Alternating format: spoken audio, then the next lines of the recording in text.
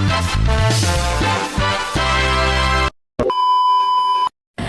perkenalkan saya Anastasia Giovanni. Saya berperan sebagai Kepala Auditor Internal. Halo, perkenalkan nama saya Devi Fitria. Saya sebagai auditor lapangan. Halo, perkenalkan nama saya Dimas Utomo. Di sini saya sebagai auditor lapangan. Halo, perkenalkan aku Nabila Putri Rahayu. Di sini aku sebagai auditor senior. Halo, perkenalkan nama saya Rizky Apriyanti Kusuma sebagai Auditor Junior.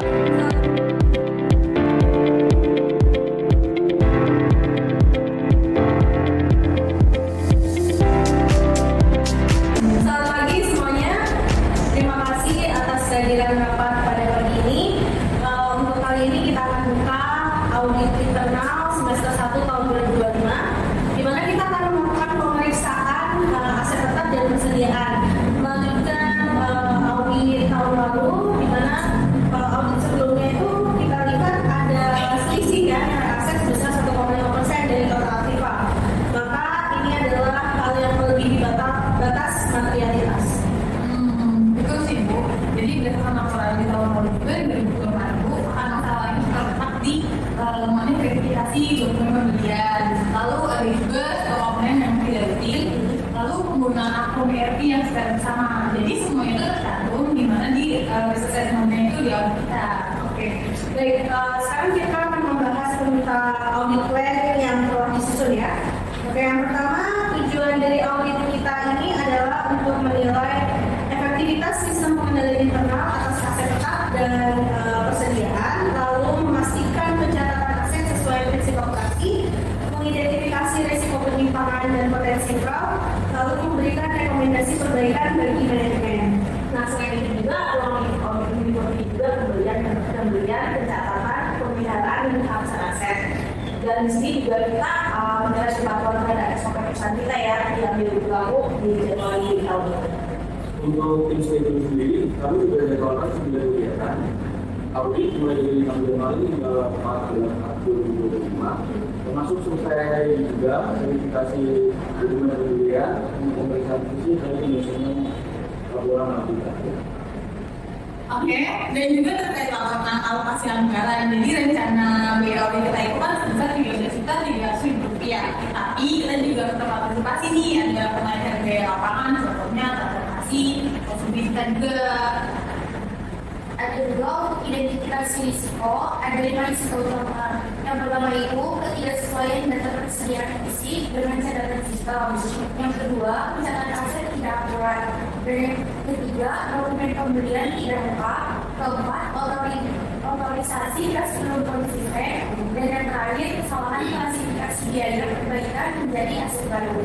Oke, itu sangat baik sekali dan faktor risiko fraud juga perlu diperhatikan ya, terutama adanya insentif untuk mempercantik laporan laba dengan cara mengkapitalisasi biaya operasional atau menambah aset.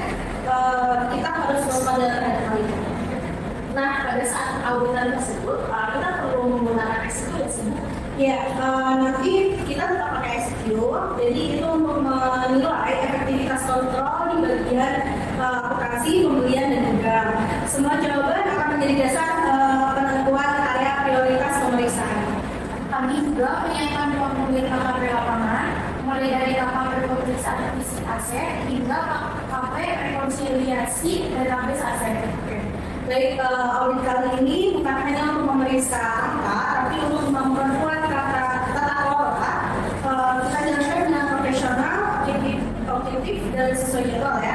Minggu depan kita mulai bertahap pengumpulan data. Terima kasih.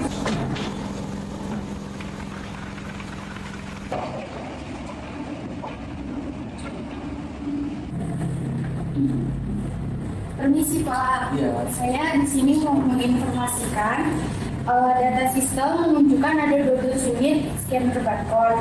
Tapi di sini saya hanya menemukan 10. Yang dua katanya dihapus dari sistematis karena rusak.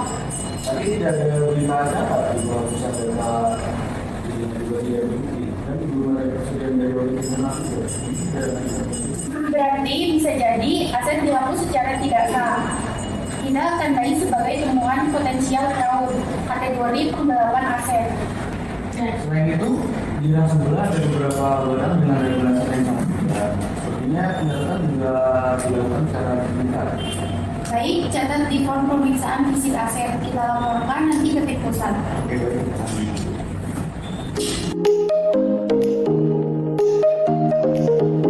Jadi ini tuh ada hasil rekonsiliasi dari selisih nilai aset dan persediaan yang mana tuh mencapai, bisa kita lihat ini ada 76.650.000. Jadi ini tuh hasilnya tuh lebih 2 kali lipat lebih dari batas materialitas. Nah, di sini juga kami menemukan pencatatan aset baru nih tanpa verifikasi audit. Contohnya tuh kayak si staf akuntansinya itu bisa melangsungkan menambahkan aset, Bu. Jadi di sistem tuh tanpa otorisasi juga. Oh, berarti itu kelemahan kontrol yang serius ya.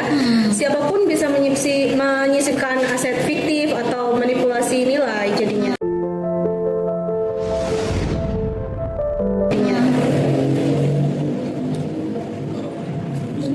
Permisi Bu. Ya.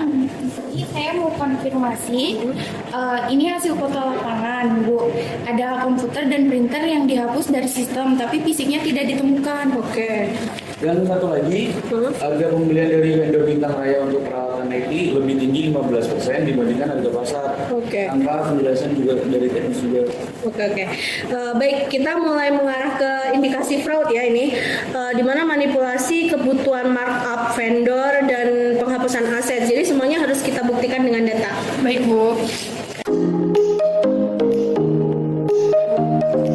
Pak Direktur, berikut hasil audit internal semester ini. Kami menemukan 12 temuan utama dan 3 diantaranya itu mengandung indikasi kuat kecurangan. Iya betul. Jadi yang pertama itu bisa kita cek ya. Tadi di dokumennya itu yang pertama tuh ada manipulasi kebutuhan aset untuk kepentingan pribadi. Di mana tuh ada pengajuan pembelian tanpa dasar operasional yang jelas. Yang kedua itu ada markup, di mana tuh ada harga pembelian vendor yang nggak sesuai sama pasarnya Pak. Lalu yang ketiga ini ada penghapusan aset. Jadi dari sistem itu aset itu yang dihapus tapi tanpa persetujuan yang normal. Apakah sudah ada tindak lanjut? Belum semua sih Pak. Jadi di sini tuh kita masih ada proses klarifikasi secara langsung. Terus selain itu juga kita dapat rekomendasi audit forensik nih dan lagi dilacak juga karena ini sangat berisiko. Selain itu, sistem login ERV yang digunakan bersama membuat jejak perubahan data tidak bisa dilacak. Ini sangat beresiko. Gini, kami sarankan pembaruan sistem dengan kontrol akses individu dan SOP baru yang mewajibkan verifikasi audit internal sebelum pencatatan aset baru. Seperti itu. Baik, saya minta laporan final dalam 2 minggu, termasuk rekomendasi penguatan sistem, pengendalian dan sanksi bagi pihak terkait. Oke. Baik Pak. Baik, terima kasih Pak.